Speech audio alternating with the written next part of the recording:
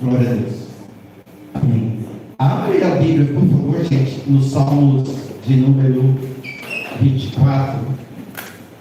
Salmos 24.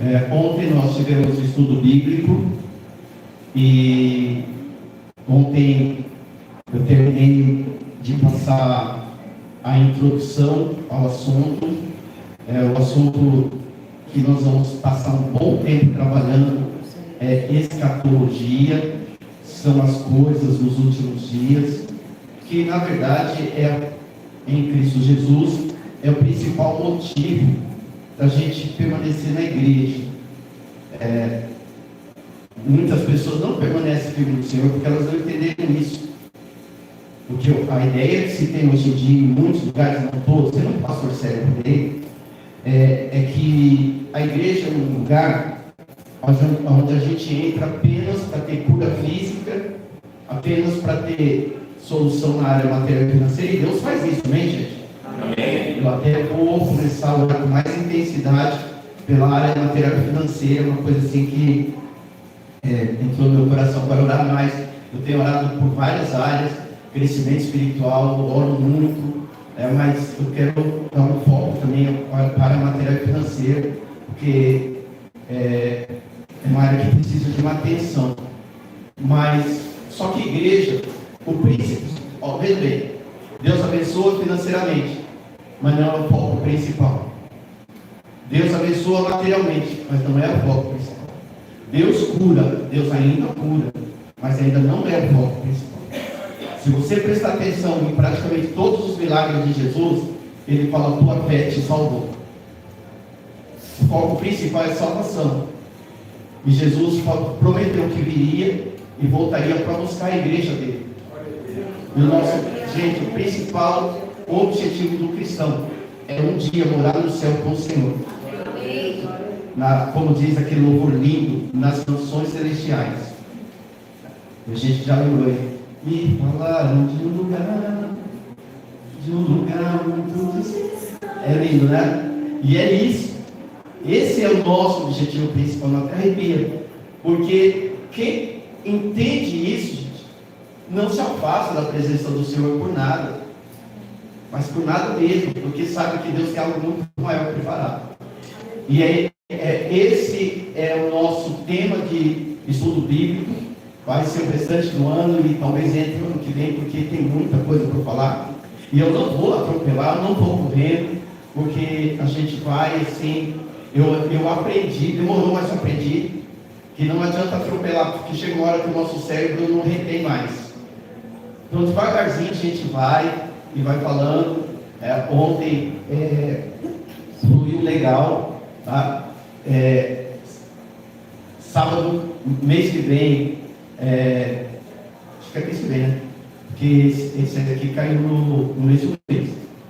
É todo sábado antes da ceia.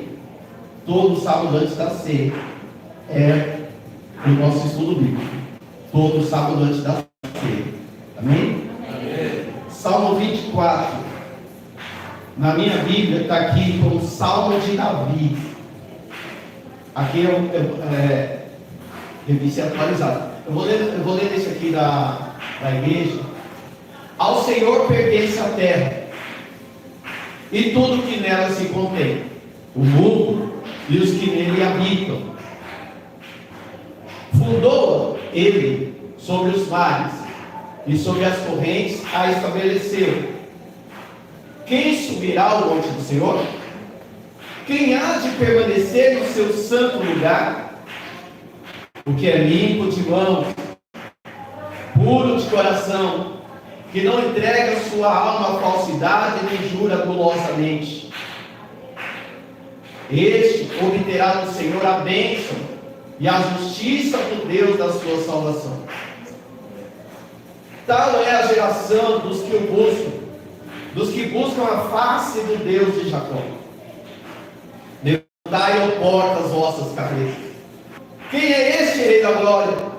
O Senhor forte e poderoso, o Senhor poderoso nas batalhas. Levantai, ó portas, vossas cabeças. Levantai-vos, ó portais eternos, para que entre o Rei da Glória. Quem é esse Rei da Glória? O Senhor dos Exércitos.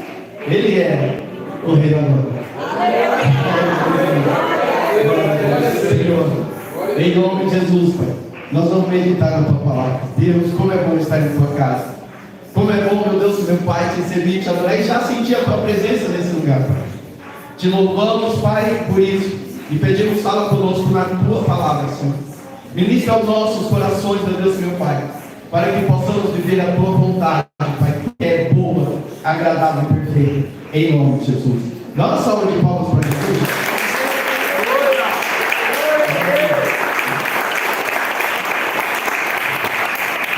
Sempre que eu leio esse texto, eu lembro de um corinho que diz assim: o Senhor é varão de guerra, Jeová é o seu nome. Sempre que eu leio isso aqui, eu lembro quem é esse Rei da Glória.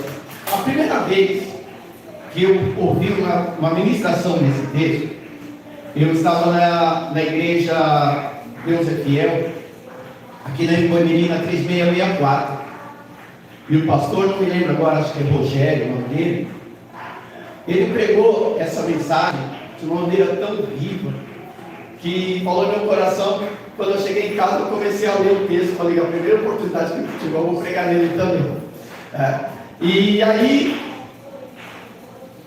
nesses 19 anos, eu nunca mais preguei nesse texto. Porque não era para eu pregar. Porque não era para eu pregar segundo o que eu aprendi com o Rogério. Era para eu pregar segundo a direção de Deus e que o Espírito Santo ministrasse no meu coração. Amém? Amém. E eu estava conversando com a pastora, a gente conversa bastante, e veio esse texto no meu coração. Eu tinha uma outra mensagem, mas aí veio esse texto no meu coração. Falei, nem, vou pregar nele. Eu fiz uma introdução aqui, eu anotei uma introdução. Fala assim, ó, o Salmo 24 faz parte de uma trilogia são 3.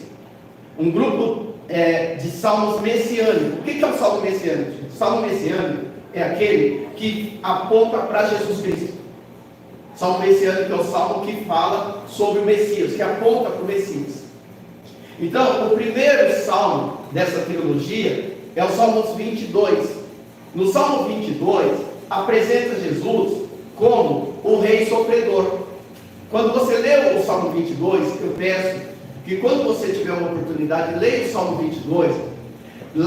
Lá, ele está falando é citado no Salmo 22 várias palavras que Jesus disse na cruz. Por exemplo, quando Jesus fala na cruz, Deus meu, por que me desamparaste? O Salmo 22 fala. O Salmo 22 é o Salmo messiânico, que apresenta no Antigo Testamento aquilo que Jesus passaria na cruz. O Salmo 23 apresenta Jesus como o bom pastor, né? O Salmo 23 começa como, gente? O Senhor é meu pastor, nada não faltará. E Jesus fala lá em João 10, eu sou o bom pastor. Então o Salmo 23 fala de Jesus, que Jesus é o bom pastor, falado no Salmo 23.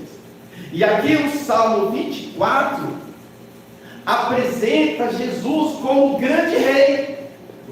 Então, no Salmo 22, ele é o servo sofredor, ele é o pastor que sofre pelas ovelhas. No Salmo 23, ele é o bom pastor que cuida das ovelhas, que leva pastos verdejantes. E no Salmo 24, ele é o pastor, o Rei da Glória, o grande pastor que vai levar o seu povo para viver com ele na glória. É uma trilogia, 3 salmos que apresentam Jesus Cristo. E aí eu queria fazer uma análise bem rápida com vocês aqui do Salmo 24. Ele começa apresentando, falando sobre a soberania. Deus é soberano.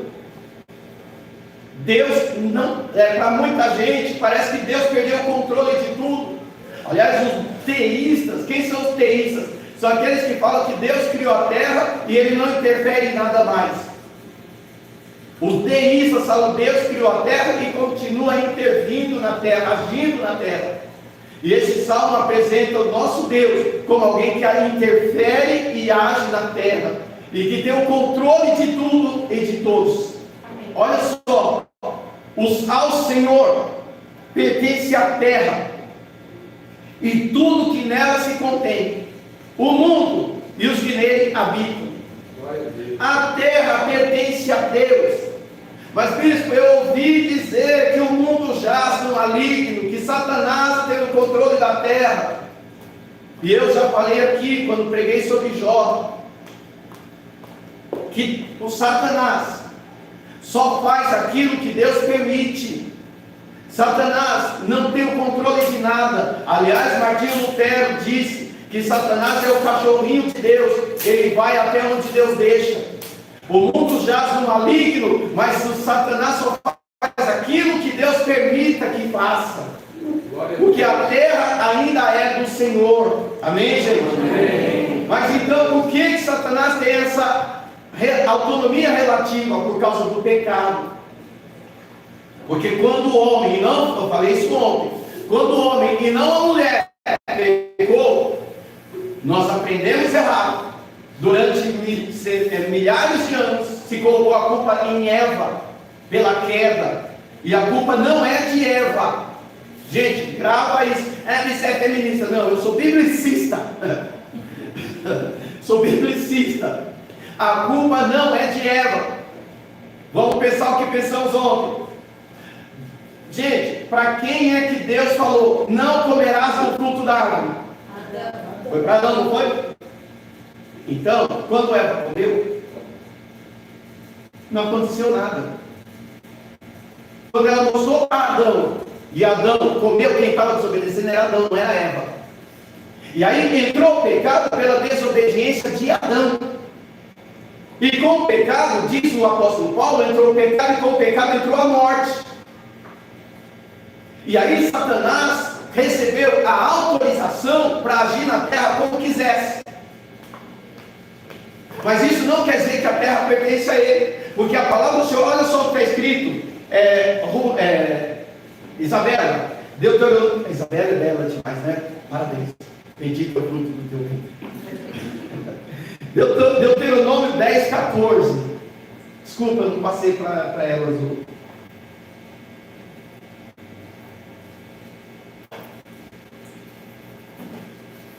Olha só, essa menina é muito ligeira. Eis que os céus, e o céu dos céus, olha gente, aqui tem um ensino teológico para a gente aqui, eu falei com meus alunos, tem um ensino teológico para nós, não sei por que nós. Eis que os céus, e os céus dos céus, segundo a teologia hebraica, existem três céus, por isso que a Bíblia diz que Paulo foi levado até o terceiro céu, amém? Terceiro céu. Então olha, eis que os céus, e os céus dos céus, isso quer dizer o quê? O céu, que é esse aqui, o atmosférico, o céu, que é o céu galáctico, e o céu, que é o paraíso, o céu onde Deus está. O céu do céu, o terceiro céu, você pode ver que Paulo foi levado ao paraíso, a presença do Senhor. Tá? Esse os céus, esse aqui, o céu do céu, o universo, e o paraíso, são de quem, gente? Tudo é de Deus. E a terra e tudo que nela há pertence a Deus. Isso é soberania. Tudo pertence a Deus. E nós, como cristãos, temos que acreditar nisso. E não devemos ser contaminados. Gente, toma cuidado. Tem muitas vozes por aí, e vozes que colocam Deus como um Deus que não é dono de nada, que não tem o controle de nada. Está errado. O nosso Deus é onipotente. O que é isso? Ele tem todo o poder. E Ele ainda opera na terra. Aleluia! É esse Deus que nós servimos. O Deus forte, o Deus poderoso. Versículo 2. Fundou-a. Desculpa, eu fui muito rápido. Versículo 2. Eu vou ler aqui, eu não gosto de ler na minha tradução, eu vou ter que comprar outra Bíblia. Não gostei da minha tradução. Ela é a King James.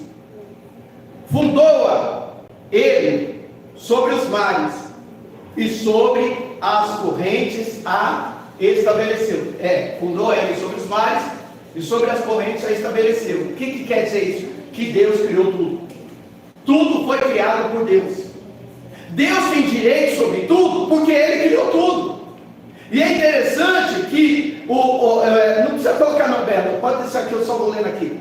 Olha só, o Salmo 89:11 diz assim: o céu é teu, a terra é tua, tu criaste o mundo e tudo que nele existe. Olha só, o céu é teu, a terra é tua, tu criaste o mundo e tudo que nele existe. Salmo 89:11. Tudo é dele, porque ele criou tudo. Por que não é de Satanás? Porque Satanás não sabe criar nada. O próprio Satanás é uma criatura, ele foi criado. Gente, Satanás foi criado por Deus. Como é que uma criatura pode criar algo? Ele não é dono de nada, porque ele não cria nada. E nem o mal ele criou, mas Deus também não criou o mal. Opa, peraí, Satanás não criou o mal, Deus não criou o mal. O que é o mal? A ausência de Deus no coração da pessoa. Isso é o mal.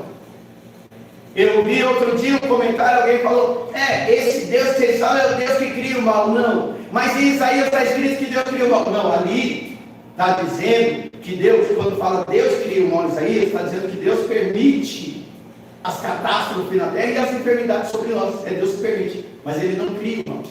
O mal é a ausência de Deus no coração humano. As enfermidades entram por causa da ausência de Deus no coração humano.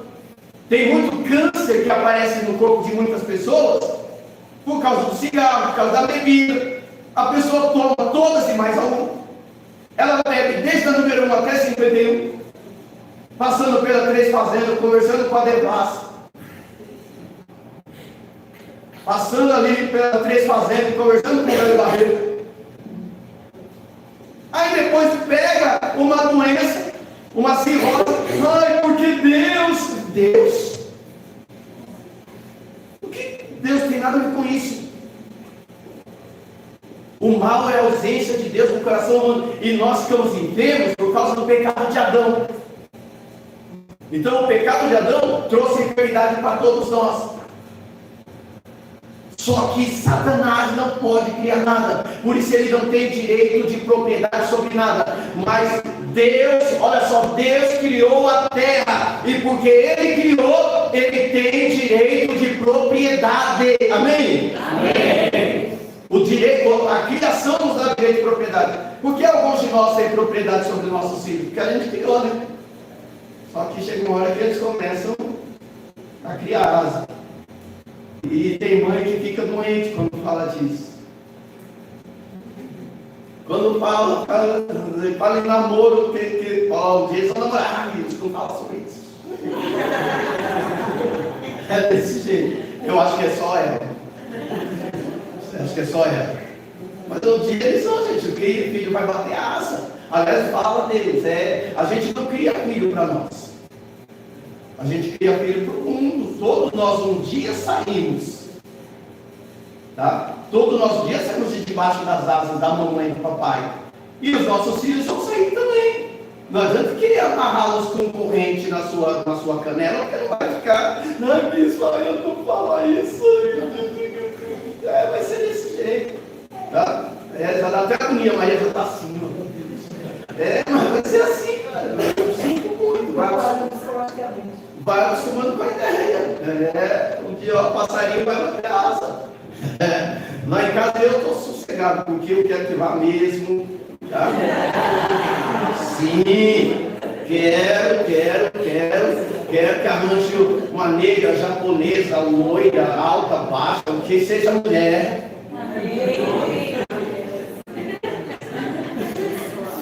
Que seja mulher, e vá, seja feliz, o que eu puder ajudar, eu vou ajudar, mas eu quero que eles vivam a vida deles como eu vivo a minha, gente.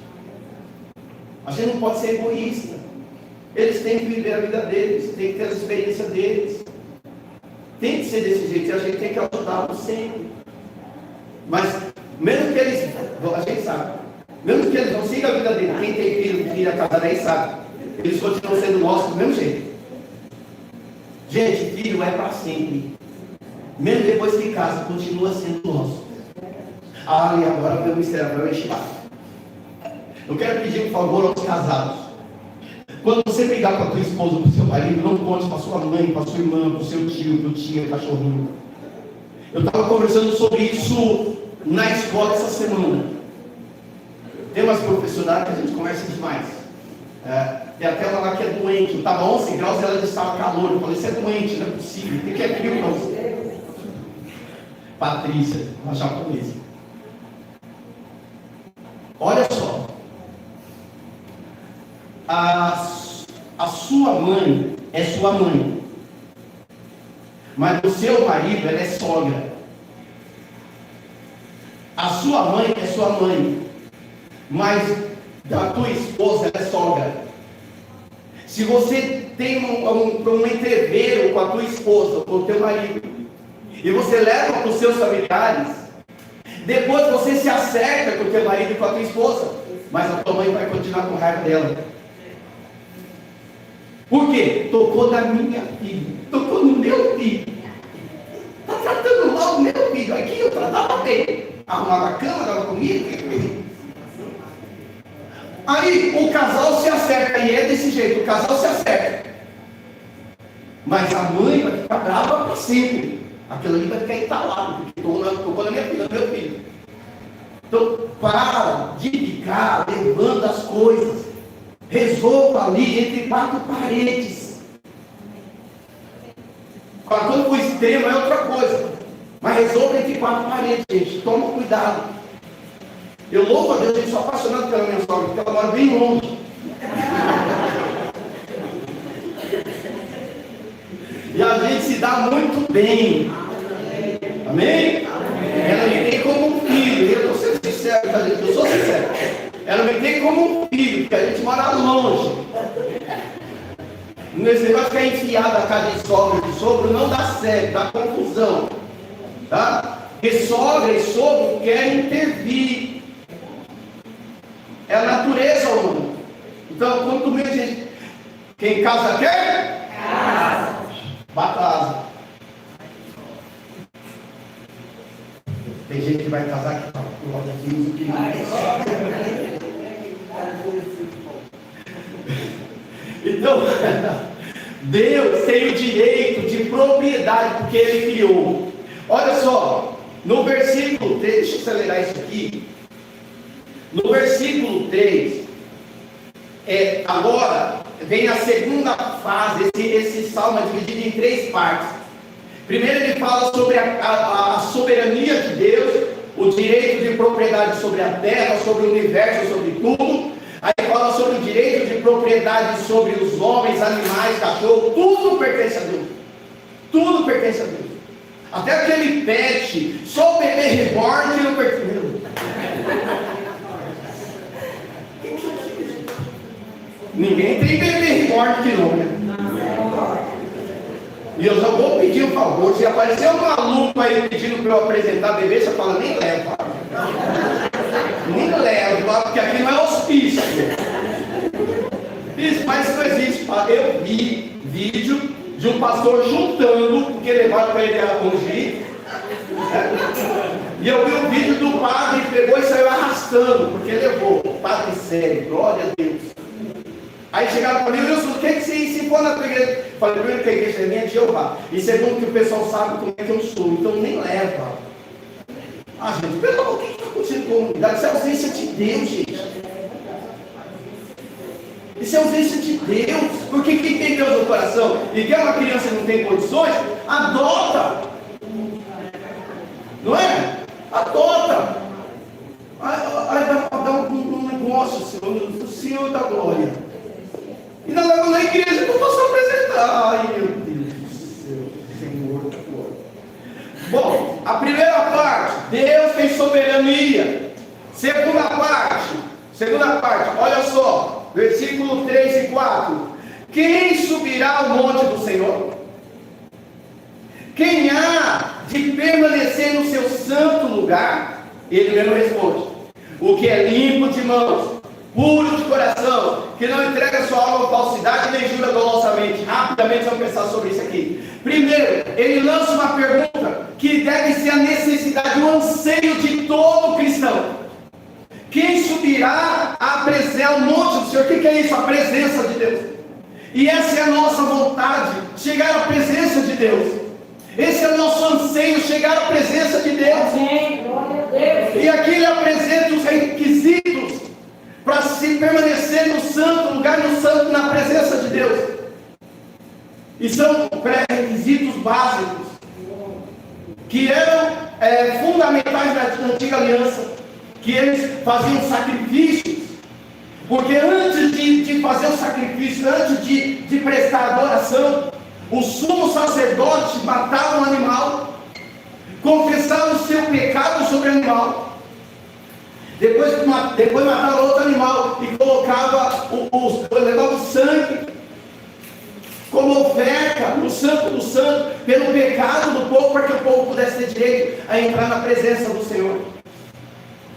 Porque não se pode entrar na presença do Senhor de qualquer jeito. Não tem como entrar na presença do Senhor. Segundo alguns historiadores, o sumo sacerdote tinha um sininho na túnica, porque se parasse de fazer barulho no sininho, ele tinha sido morrido, porque não podia entrar de qualquer jeito na presença do Senhor. Então ele está falando, quem pode entrar na primeira coisa? O que é limpo de mãos. Davi falou: Senhor, eu quero edificar na casa do Senhor. Deus falou: Davi, você não pode, porque a sua mão é suja de sangue. O seu filho é que vai construir uma casa para mim, mas você não pode, porque sua mão é suja de sangue. Pessoas que têm mãos para praticarem o mal, mãos sanguinárias, não podem entrar, não tem como. Eles até dizem que entram, mas na verdade Deus não recebe. É aquele que é puro de mão. E puro de mão tem uma ampla significação. Tem pastores, gente, que tratam a esposa, pastor que bate na esposa, pastor que espanca filho. Como é que pode espancar filho? Eu tenho um aluno do 9º ano, ele não está indo mais. Eu falei: gente, por que ele está indo? Eu falei o nome dele. Professor, o pai dele pegou uma ripa desse tamanho assim, ó, dessa grossura, e bateu nele. Eu falei: gente, o moleque tem 15 anos, como é que espanca o moleque? Ali nem se bate no moleque de 15 anos, está arrumando um inimigo. Aí o cara espanca a esposa, espanca o filho e vem aqui. Vamos, Deus está falando: não estou vendo nada. Não estou vendo nada. Mãos sujas, roubam o dinheiro, até roubam o dinheiro da igreja, roubam o dinheiro. Mãos sujas, Deus não recebe. Para entrar na presença do Senhor tem que ter mãos limpas, amém, gente? Amém. Mãos limpas. Outra. Puro de coração. A Bíblia diz que do coração procede a saída da vida. Pessoas que têm o coração mau, pessoas que têm o coração pesado, Deus não recebe. Deus não recebe adoração. Deus não. Por isso que a gente canta: dá um coração igual ao seu. Porque a gente não pode ter um coração maldoso, não pode ter um coração pesado. A gente não pode desejar o mal para os outros, porque não vai entrar na presença do Senhor. Eu estou sendo bem rápido, tá? Eu não tenho tempo para aprofundar. Que não entrega a sua alma ao quê, gente? Olha lá, que não entrega a sua alma ao quê? Graças a Deus a gente gente nunca viu falsidade na igreja, né? A gente nunca viu falsidade na igreja, amém, gente? Amém. Eu chego na escola, eu vejo aquelas professoras, ai amiga, ai amiga, tá? A língua maior que minha gravata. Teve uma que chegou para mim, minha colega, Wilson, oi. Você sabia? Ó, sai com o diretor. Eu ouvi, guardei, o que era? Aí outro dia eu estou na reunião que a gente tem, aí uma outra, que é minha amiga, chegou, Wilson, você está sabendo do babado? Eu não. Sabe quem está saindo com o diretor? Aí eu fui a fulana que te contou, né? Ela foi, eu falei, então. Só ela que está espalhando tudo isso por aí. Até hoje eu não vi nada. Só que essa que está espalhando fofoca, graças a Deus, não é crente. Mas nós temos que tomar cuidado, gente, porque a gente trabalha com esse povo. E a igreja está cheia disso. Entra na rede social para você ver. O que tem de espalhador de fofoca na rede social, misericórdia, YouTube. Tem gente no YouTube que é só para espalhar fofoca. Eu falei para vocês aqui, quando a esposa de Samuel Ferreira morreu, vocês lembram que eu falei? Saiu um monte de lugar falando, Samuel Ferreira tem outra mulher, Samuel Ferreira tem filho com outra mulher, até agora, gente, não se provou nada. Não se provou nada. E essas pessoas não são responsabilizadas, porque elas estragam vidas, destroem vida. A fofoca destrói vida de pessoas. Por isso que está ali, ó. Para entrar na presença do Senhor, não pode entregar a alma à falsidade. Deus não aceita adoração. Tome cuidado com os fofoqueiros. Tem uma fofoqueira também, viu? Peraí, ó. Não é só mulher, não. Assim. Por último, nem jura dolosamente. O que é jurar dolosamente? O doloso é quando a pessoa faz por mal mesmo, tá? A pessoa faz para destruição. O culposo é sem querer, né? O culposo é sem querer. Acidental. O doloso não. É maldade mesmo. A pessoa que eu juro que foi ele. Eu juro que foi ela. Só para destruir a pessoa. Esse tipo de gente, não. Como é que a pessoa pode jurar uma coisa que é para destruir a outra? E se a Bíblia está falando, é que existe. Esse tipo de gente não entrará na presença do Senhor. Mas quem não se entrega a essas coisas, olha lá, este obterá do Senhor a bênção e a justiça do Deus na sua salvação. Eu quero crer que nós somos esses tais. Pergunta, meu Deus do céu. Não precisa responder, pensa aí. O que é bênção para você? Peguei, né? Eu sei ele fazendo essa pergunta. Sempre quando eu vou falar de bênção, eu fico, o que é bênção? Para mim, bênção é ganhar muito dinheiro. Ah, é? Abraão era rico lá em Gênesis 12. A Bíblia fala que Abraão era riquíssimo. E Deus falou assim, eu vou fazer de você uma bênção. Não era dinheiro, não era riqueza. Então não é riqueza a bênção. Bênção é o favor de Deus em nossas vidas. E esse favor de Deus pode suprir todas as necessidades. Quando você recebe uma bênção de Deus, por exemplo, qual era a bênção que Abraão queria? Eu lembrei, qual é a bênção que Abraão queria? Filho. É a bênção que ele queria. Então uma bênção pode ser um filho, uma bênção pode ser uma cura, uma bênção pode ser uma porta aberta, uma bênção pode ser um carro novo, em nome de Jesus, estamos juntos não. Pode ser um carro carro novo, aleluia. Uma bênção, gente, pode ser uma porta de emprego, uma bênção pode ser uma casa melhor, uma bênção pode ser a cura do Guilherme e da Gi que eu estou orando. Gente, uma bênção pode ser aquilo que o seu coração deseja e que Deus concorda. Olha só o que está escrito aqui, ó. Este obterá a bênção do Senhor. Aleluia. Por isso que eu preciso saber o que é, porque como é que eu vou receber o que eu não sei? Eu não sei o que você está buscando, mas eu creio num Deus que pode dar a bênção dele na tua vida. Amém, gente? Amém. Vamos encerrar aqui. No Salmo 24, versículo 5, está isso que nós lemos agora, versículo 6. Tal é a geração dos que buscam a face do Jacó. Isso, o que é isso? Lembra que nós lemos no versículo 5? Aquele que não jura dolosamente, aquele que tem a mão limpa, não é isso que nós lemos? Essa é a geração dos que estão buscando a presença do Senhor. Gente, essa pessoa que busca viver em santidade está buscando a presença do Senhor.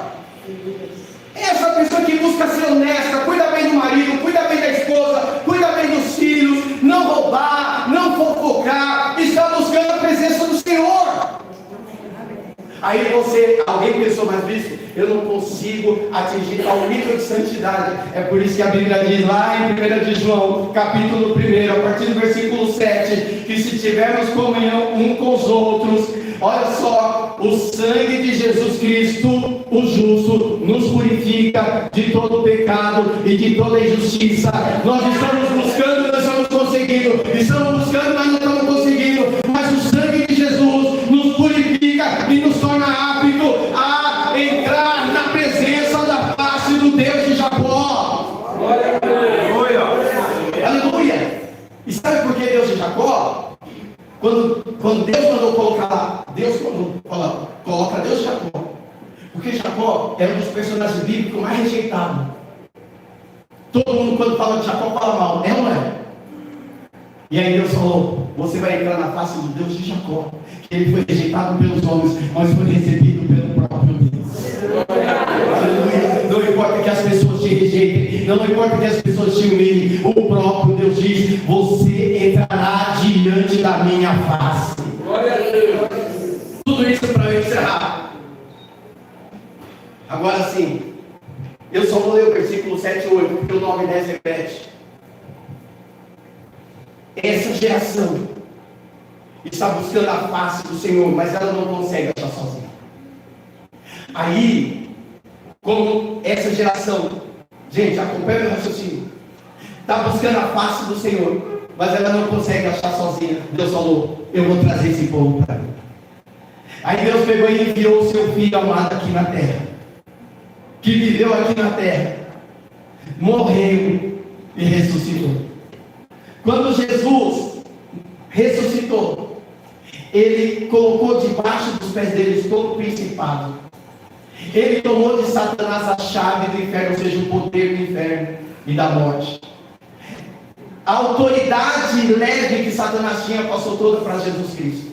Jesus ficou 40 dias e 40 noites aqui na terra. Você se lembra disso? Quando chega, guarda isso, gente, pelo amor de Deus, eu preciso, isso é crucial. Quando chega em Atos capítulo 1, Jesus estava lá no Monte das Oliveiras com mais de 500 irmãos. E ele começou a orientar essas pessoas. Daqui a pouco ele falando, ele foi subindo. E foi subindo. E a Bíblia diz em Atos que as nuvens o receberam.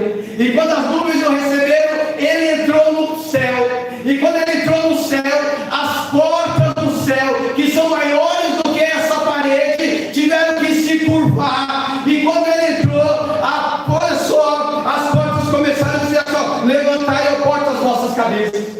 Por que levantar, gente? Porque as portas eram altas, mas o nosso Jesus Cristo é tão maior que as portas tiveram que aumentar para ele passar. Levantai, ó portas, as vossas cabeças. Levantai, ó portais eternos, porque vai entrar o Rei da Glória. E eu fico imaginando Jesus entrando no céu e os anjos cantando na direita, os anjos cantando na esquerda, as portas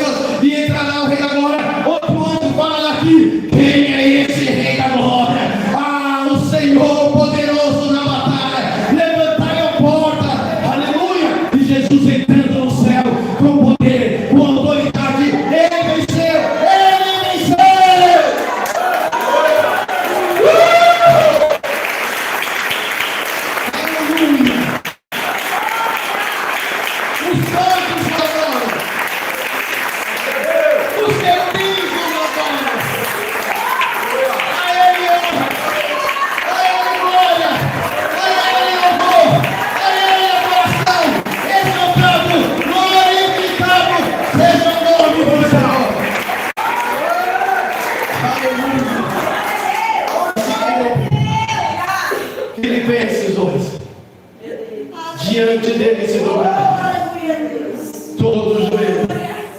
Aleluia. E toda face cantará. E toda língua confessará que Jesus Cristo é o Senhor. Aleluia, aleluia, aleluia. Oh, aleluia. Esse é o nosso Senhor. Poderoso. E por maior que seja a sua luta, creia, você tem um Deus poderoso. Eu estou aqui para dizer nessa noite: não desista diante da luta. Não desista diante das provas. O inimigo vem para bater com força, para tentar te fazer parar. O inimigo vem para bater com força, para tentar fazer você desistir. Mas você tem um Deus poderoso que muda a história. Aonde eu vou falar o que os grandes pregadores falam. Aonde o inimigo colocou um ponto final, Deus colocou vírgula, porque a tua história não termina assim. Deus vai mudar a tua história.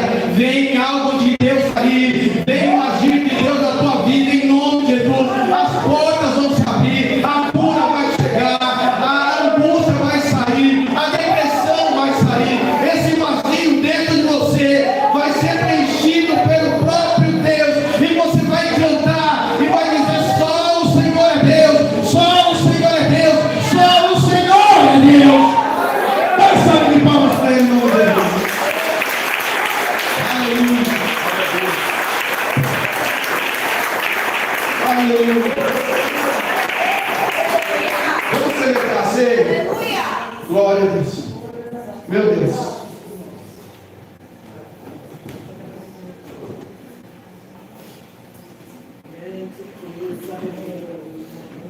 Grande Deus.